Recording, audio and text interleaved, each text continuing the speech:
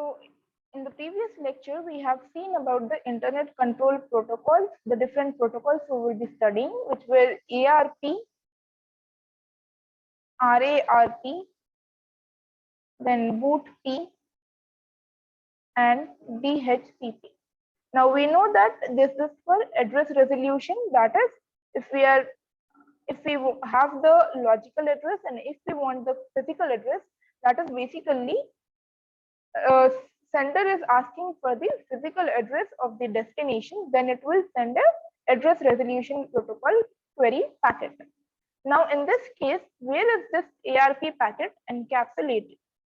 So basically in ARP packet is encapsulated directly in the data link layer frame. So in the data link frame, it is encapsulated. So if you look in this example, it is encapsulated in the Ethernet frame, and the type of field indicates the data carried by the frame. So here we have the preamble and the SSD. Then this is the destination address, source address, what is the type, the data, and in this data, what does it have? It has the ARP request or reply packet depending upon the situation. And we have the cyclic redundancy check. Now, let's see the operations involved in this. So basically, whenever an ARP is being sent on the internet, first we describe the steps involved. So in this case, what is the first thing? First and foremost, the sender knows the IP of the destination. It knows the IP of the destination. And how does it obtain this? It uses the DNS. We know that. Next step is IP asks ARP to create an ARP request message. So suppose if we are creating an ARP request message, in that what will we fill it with? We will fill it with the sender's physical and logical. So we are using two addresses of the sender, and we will fill the target or the destination logical address. Okay, logical address or the IP address.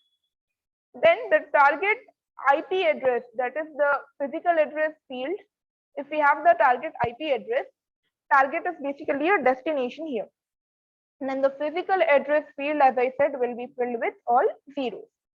Now this message is passed to the data link layer. So it is encapsulated in the data link frame.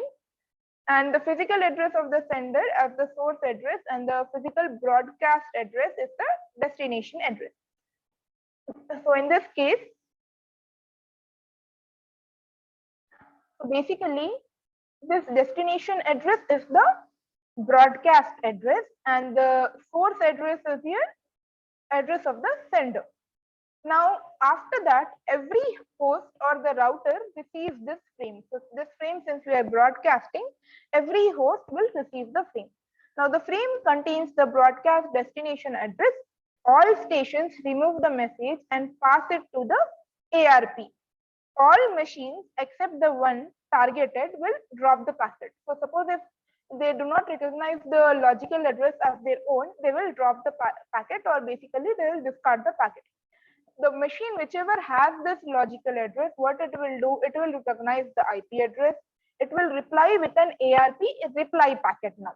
Okay, it replies with the ARP reply message. What will this reply message contain? It will contain the physical address. The sender receives the reply message. It now knows the physical address of the destination machine, and the IP datagram which carries the data is now encapsulated in your data link frame and is unicasted to the destination. So basically the reply packet will also be unicasted, and the data which we are sending, the data which we need to send after knowing the physical address is also unicasted. Now we have over here 4 different cases.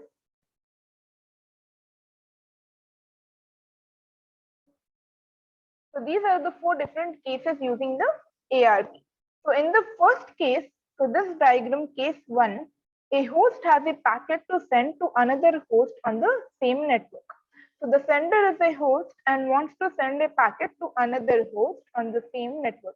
What will happen in this case? The logical address must be mapped to the physical address is the destination IP address in the datagram header. The destination address in the IP datagram, that is what is the target IP address, it is the destination address only. In the second case, the sender is a host and wants to send a packet to another host on another network. So now they are in the same network. Okay, in this case, case one, they are in the same network. So even if what it will do is basically it will map the IP address and it will send it directly. Basically, the logical address that must be mapped to a physical address is the destination IP address, right? Now, in the second case, what is happening? It is taking another network. It wants to send data to another network. So first, it must be delivered to a router. A router will transfer the packet from one network to another, right? So the sender is a host and wants to send a packet to another host on another network. In this case, what will happen? The host looks at its routing table and finds the IP address of the next hop or router. Basically, here we will have a router and the router will contain a routing table. Routing table will contain the different routes it can travel through. So it will see from my destination A to B, which route should I take? So should I take router 1 or router 2? Basically, this will be in the routing table.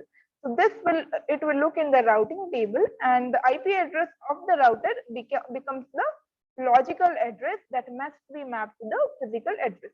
Okay. Now, in the third case, a router receives the packet to be sent to the host on another network.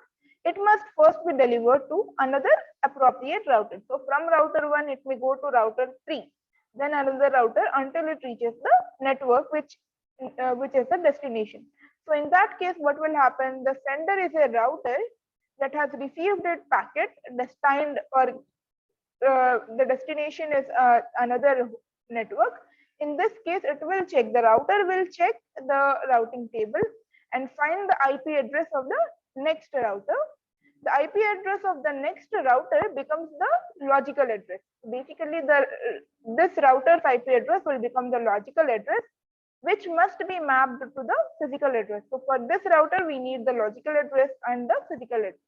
Now what will happen in the last case? The sender is a router which has received the packet, and what it will do for a host on the same network, the destination IP address of the datagram, that is the destination IP address of the packet, becomes the logical address that must be mapped to the physical address.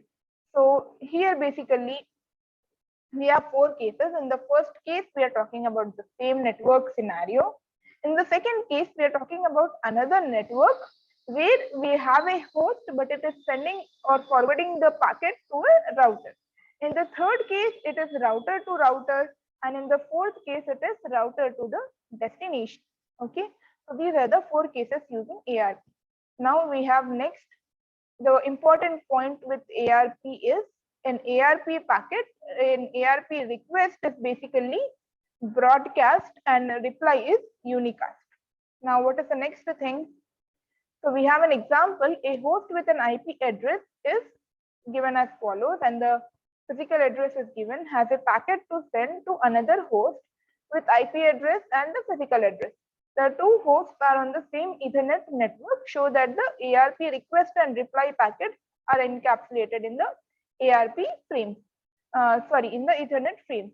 So here we have basically that ARP frame format. So this is system A and system B. This is basically given for us, but we need to find out this by using the request packet. So here we have the hardware type. So first and foremost, hardware type, it is Ethernet, so 1. Then the protocol type, we are using IPv4, it is 8. Then it is the hardware length. What is the length? It is for Ethernet, the value is 6. IPv4 protocol, so 4. Again, the protocol length operation is, we are doing the operation which is request. So for request, it will be 1. Now we have the sender physical address, not the physical address. Yes, so yeah, first we will have the sender physical address or the hardware address. Hardware or the physical address. This is the MAC address given over here. Then we have the sender logical address or the IP address. This field is 0. We need to find this field, and this is the target logical address. Now this is the request packet. What will be the reply? The reply, in the case of reply, this hardware type, protocol type, hardware length, then protocol length will be the same, operation will change. So since this is reply, we need to make it 2. After that, what is this field? This field will be the sender's protocol hardware address. This is the hardware address. It will give it over here. Then the sender's logical address, since now B became the sender, so it will have the sender physical address, sender logical address, and then these two are the fields given over here. Okay, so this is the ARP request packet and the ARP reply packet. Now we will move on to the next internet control protocols, which are the RARP, BOOTP, and DHCP. Now we have the reverse addressing. Basically, we are mapping physical address to logical address. Now, what are the occasions when a host knows its physical address but needs to know the logical address? So these are the two scenarios in which the host will know its physical address and we need to find the logical address. So when the first scenario is when a display station just booted. Basically, the station can find its IP address by checking the NIC. Okay, but it does not know the IP address. Okay, by checking NIC, it can find the MAC address, but it does not know the IP address. So in that case, we need this reverse addressing. And another case is an organization does not have enough IP addresses. So suppose you have only 4 IP addresses and you have 32 systems. So what will the organization do? It will assign the IP addresses on demand. On demand.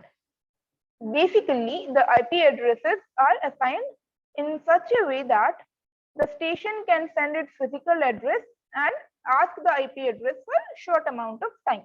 So in that case, we will be using these protocols, the reverse address solution protocol, bootstrap protocol, and the DHCP, which is the dynamic host configuration protocol. So first and foremost, let's see what is RARP. So reverse address resolution protocol, sorry, this needs to be made R, finds the logical address for a machine that knows only its physical address. A machine can use the physical address to get the logical address using RARP. Each host or router is assigned one or more logical addresses which are unique and independent of the physical address of the machine. Now, to create an IP datagram, a host or router needs to know its own IP address. The IP address of the machine is usually read from its configuration, that is, we use the NIC. Now, a RRP message is created and broadcast on the local network. The machine on the local network that knows the logical address will respond with a RARP reply. So broadcasting is done at the data link layer, and broadcast request does not pass the boundaries of the network. So basically, suppose if we don't have a disk in a machine and it is usually booted from ROM and which has minimum information, then in that case, what will happen? It won't have the IP address because the IP addresses on a network are assigned by the network administrator. So this machine can get its physical address by using this NIC, which is unique locally. It can then use this physical address to get the logical address by using the RARP protocol. The requesting machine must be running a RARP client program, and the responding machine must be running a RARP server program. So basically, we have two types of program. One is the RARP client program, and the other is the RARP server program. So the client program, what will it do? It will be requesting, and the server program is the one responding. Now, what is the problem with RARP? Basically, broadcasting is done at the data link layer, and the physical broadcast address is basically all ones. Okay, it does not pass the boundaries of network. This means that if an administrator has several networks or several subnets, it needs to assign a RARP server for each network or subnet. So that is the reason we are not usually using the RARP protocol. So this RARP is replaced by two other protocols, which are our next protocol, which is BOOTP and DHCP. Now, what is BOOTP? So BOOTP is basically the bootstrap protocol.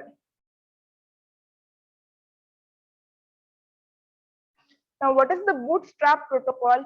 It is a client server protocol designed to provide physical address to logical address mapping. So if we need the physical address, if we have the physical address and we need the logical address mapping, then in that case, bootstrap protocol or the BOOTP protocol works. It is an application layer protocol. So this works at the application layer, not at the network layer. So the administrator may put the client and the server on the same network or on different networks. So here, if you see in this figure, BOOTP messages are encapsulated in a UDP packet. Now, what is UDP? We will study it in the next unit, but basically you have to remember that it is put in a UDP packet, and the UDP packets are again put in the IP packet. So BOOTP is in the UDP packets, and the UDP packets itself are in the IP packet. The reader, so basically a client can send an IP datagram when it knows neither its own IP address nor the server's IP address. So what does it do? It simply uses all zeros as the source address and all ones as the destination address. So if you notice over here, all zeros is your source address. All ones is destination. Why are we using all ones? Because this is the broadcast. We are broadcasting it, so we are using all ones. Now, one of the advantages of BOOTP over RARP is that the client server are application layer process. Okay. So with respect to the other application layer process, a client can be in one network and the server in another. So the BOOTP request is broadcasted because the client does not know the IP address of the server. So basically, in this case, what will happen? It will get the reply. That is, the reply is also broadcasted. So if you see over here, it will broadcast it.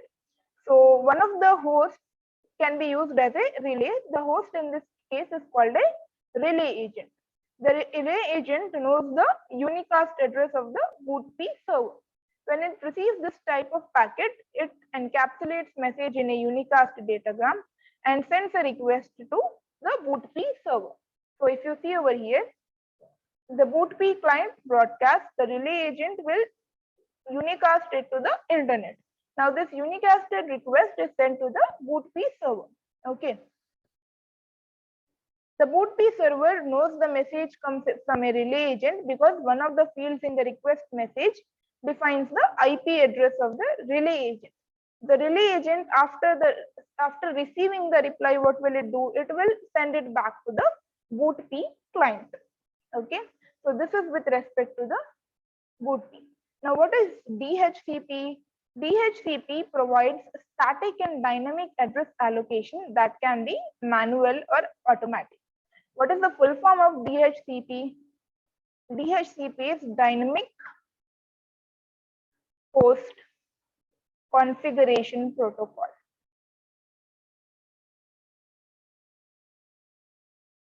So basically, earlier what BOOTP we have studied, it is not dynamic. Okay. So whenever a client is requesting its IP address, the BOOTP server consults a table and matches the physical address of the client with its IP address. So basically, it has a static table. However, what if the host moves from one physical network to another? What if the host has a temporary IP address? So in this case, we have this protocol, which is Dynamic Host Configuration Protocol. What it will do is basically it will have two kinds of allocation, or we can say three, but yeah. So first is the static address allocation and the dynamic address allocation. What will happen in the static address allocation is DHCP acts as similar to BOOTP. Basically, it is backward compatible with BOOTP, which means suppose a host is running the BOOTP client, it can request the static address from a DHCP server. What will the DHCP server do? It will have a database static, that is, it has a static table, and it will check the table for the IP address by matching the physical address. Now, what will happen in the dynamic address allocation is it has a second database with a pool of available IP addresses. So it will have all the IP addresses which are not in use. This is what DHCP is about, dynamic. What it will do, whenever a DHCP client is requesting for a temporary IP address, the DHCP server goes to the pool of available IP addresses and assigns an IP address for some amount of time. Now, whenever a DHCP client sends a request to the DHCP server, the server will first check this database. If it has an IP address for the given physical address, it will directly send back the IP address. Suppose, on the other hand, if the entry does not exist in the static database, the server selects an IP address from the available pool, assigns the address to the client, and adds the entry to the dynamic database. So the dynamic aspects of DHCP is needed when a host moves from network to network. And DHCP provides temporary IP addresses for a limited time. The addresses assigned from the pool are basically temporary addresses, and they are given on a lease. Okay, what is a lease? It is given for some specific amount of time.